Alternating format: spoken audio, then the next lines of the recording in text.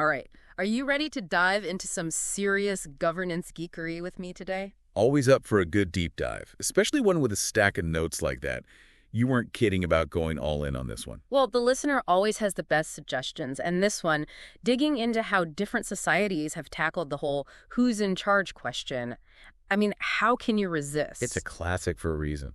And it's way more interesting than just dusty history books, right? Totally. We're talking about the mechanics of power, like how different governance structures actually work, from those ancient kings and queens to the democracies we see today. And everything in between, right? Exactly. And just a heads up, things are going to get pretty wild. We're talking kings in ridiculously high heels. Intrigued already. High heels. Oh, and rulers with, well, let's just say interesting medical histories. And this question that's been bugging me, why on earth would anyone choose to live under absolute rule? Big questions. It's a good thing we've got this deep dive to unpack it all. That's the plan. But before we get ahead of ourselves, let's start with the basics. When we talk about governance systems, what are we even talking about? What's the big deal and why should we care? Okay, so big picture. Think of it like this. Every society on the planet needs some way to organize itself, right? So governance systems, those are basically the operating systems for nations. They lay out the rules for how decisions are made, who has the power, and ultimately how people live their lives. It's like the rule book for an entire country, but the thing is... There's no one right answer, right? Exactly, and that's what makes this so fascinating. Throughout history, you see wildly different answers to that question, who gets to be in charge and how much power do they get? And to really understand a society, you have to understand its system of governance. It's like trying to follow a game without knowing the rules. You wouldn't even know what you were looking at half the time. Right. These systems are the framework for everything. The laws, the policies, how the society is structured, even the culture. So it's huge. But how do we even begin to categorize these systems? I mean, it's like trying to organize the library of every government in the world. Talk about overwhelming. It's definitely complex. But there's a common framework that focuses on one key question. Who holds the power? Okay, that makes sense. And that gives us what, like those three main categories we always hear about? You got it. Rule of one, rule of the few, and rule of the many. Ooh, I like those. Sounds like the start of a good epic fantasy novel. Right. And speaking of epics, let's start with the rule of one. Monarchy. It always makes me think of that Voltaire quote. To learn who rules over you, simply find out who you are not allowed to criticize. Ooh, that's a good one. And super relevant, right? Because historically speaking, monarchy was the go-to system for a long, long time.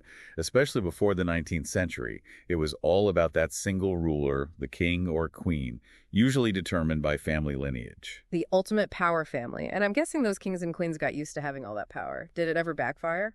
Of course. And that's important to remember. Not all monarchies are created equal. We've got those absolute monarchies where the ruler has, you guessed it, absolute power. But then you've got constitutional monarchies, where a constitution exists to limit the monarch's power. Ah, so it's like a spectrum of power, even within monarchies. Exactly. Okay, so give me an example of each. What did absolute monarchy actually look like? All right, picture this. It's 17th century France, and King Louis XIV is holding court. Everyone's watching his every move, and what is he wearing on his feet? High heels. And I'm talking seriously, high heels. Wait, high heels? Like the shoes? You heard me right. I thought those were... Well, never mind. Okay, so what's the point? Why are we talking about a king's fashion choices? Because it sounds ridiculous. Yeah. Right, but that's exactly why. It's the perfect example. When Louis XIV set a trend, everyone at court, even the nobility, had to follow. And I mean literally. That's absolute power in action, dictating fashion trends. Because you can. Wow, can you imagine living in a time where the king's taste in footwear determined your own? Right. Talk about pressure. Although I bet those shoes would make for a pretty interesting museum exhibit today. I'm sure they would. But anyway, the point is, not all monarchs held that level of absolute sway. Take Canada as an example. Oh, right, Canada. They still have the Queen of England on their money, right? They do. But she doesn't actually make decisions about Canadian law. So, in a way, it's kind of like a monarchy in name only. That's a good way to put it. Their constitution lays out the rules of the game, so to speak, which limits the monarch's actual power. That's fascinating. But going back to those absolute monarchs, I mean, with all their power and interesting fashion choices, it does make you wonder what life was actually like under their rule. It's a good reminder that governance isn't just some abstract system. It shapes everyday life in very real and sometimes surprising ways. You're right about that. Okay, so we've established that even in a representative democracy, it's not as simple as just choosing someone and saying you handle it. What were those potential downsides you were talking about? Because it seems like even if it's an elected official concentrating that much power in one place, that could be risky, right? Absolutely. And that's why the concept of checks and balances is so important to making representative democracy actually work. Checks and balances. It sounds like we're talking about bank accounts or something. Well, it's funny you say that because it's a pretty good analogy. It's all about making sure that no single person or entity has too much power. Like you wouldn't keep all your money in one account with no oversight. Right, that's just asking for trouble. Exactly. In a democracy, you want to divide power strategically, kind of like diversifying your financial portfolio. Okay, I like where this is going. So you're saying it's about spreading the power around. Precisely. You divide it among different branches of government so they keep each other in check. That way, no single branch can become too dominant or abuse its authority. Now it's all coming back to me from, like, high school civics class. Didn't a guy named Baron de Montesquieu come up with this idea way back when? Something about separation of powers? You're remembering correctly.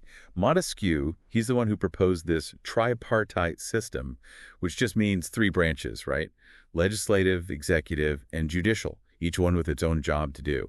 And the key here is they're designed to operate independently, but also hold each other accountable at the same time. Okay, so break it down for me. What do those branches actually do? So you've got the legislative branch. They're the lawmakers, Yeah. often called Congress or Parliament, depending on where you are.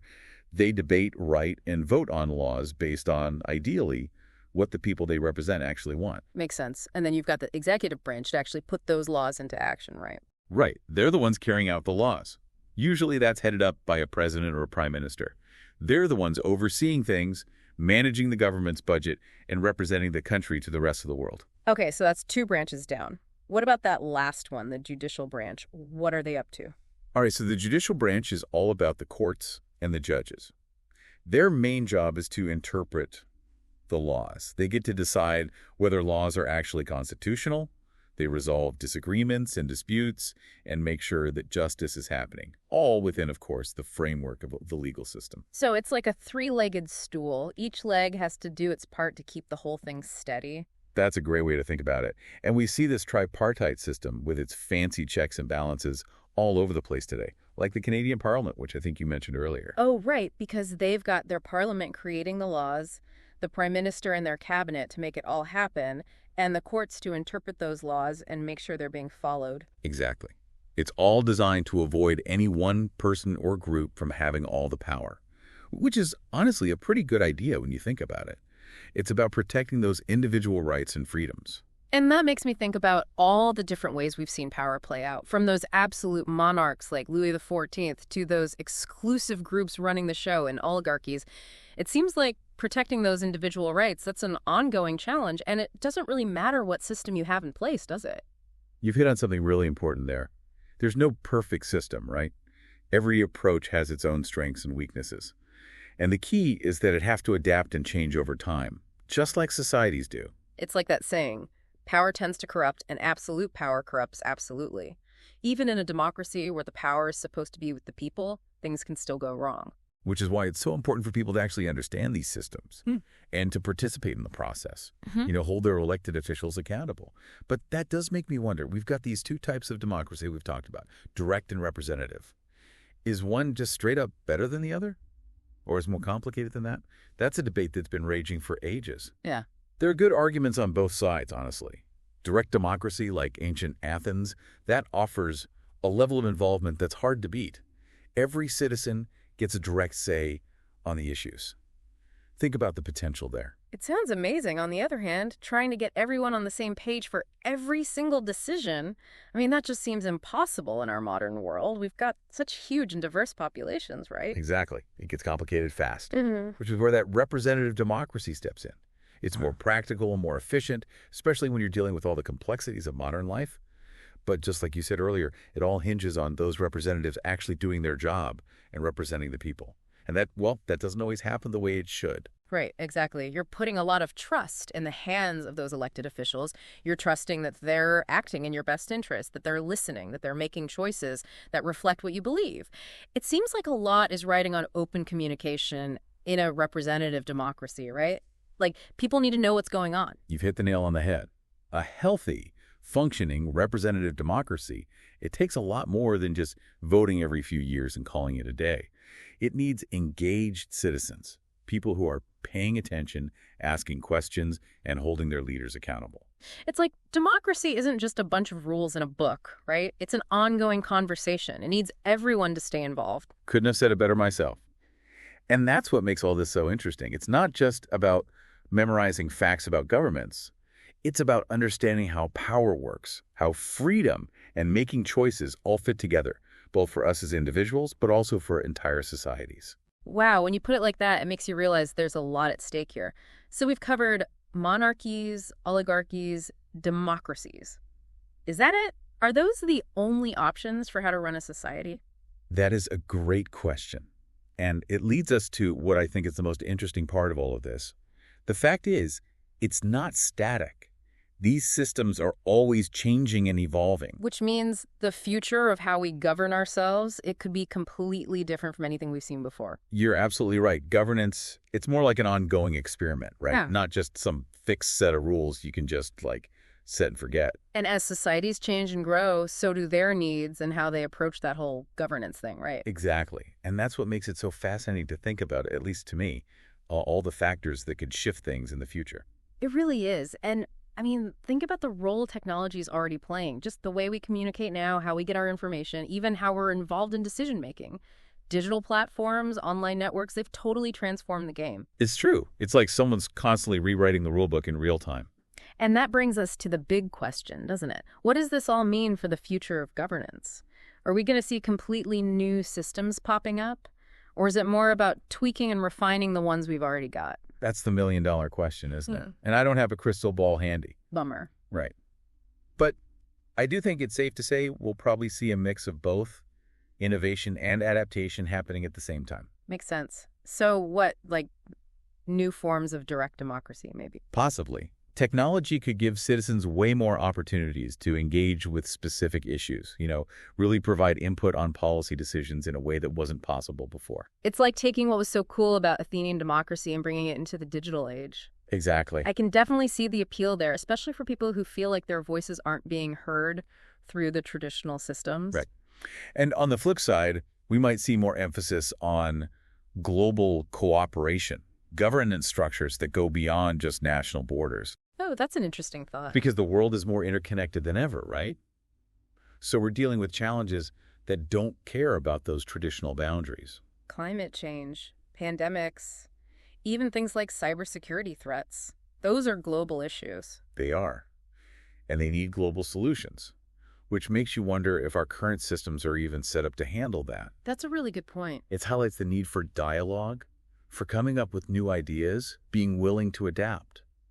And one thing's for sure, the future of governance, it hinges on people being informed and engaged. That's a powerful message. And it brings us back to why we wanted to do this deep dive in the first place. Right. It's not just about memorizing a bunch of facts about different types of governments. It's about arming yourself with the knowledge, thinking critically, and being an active participant in shaping the world you want to live in.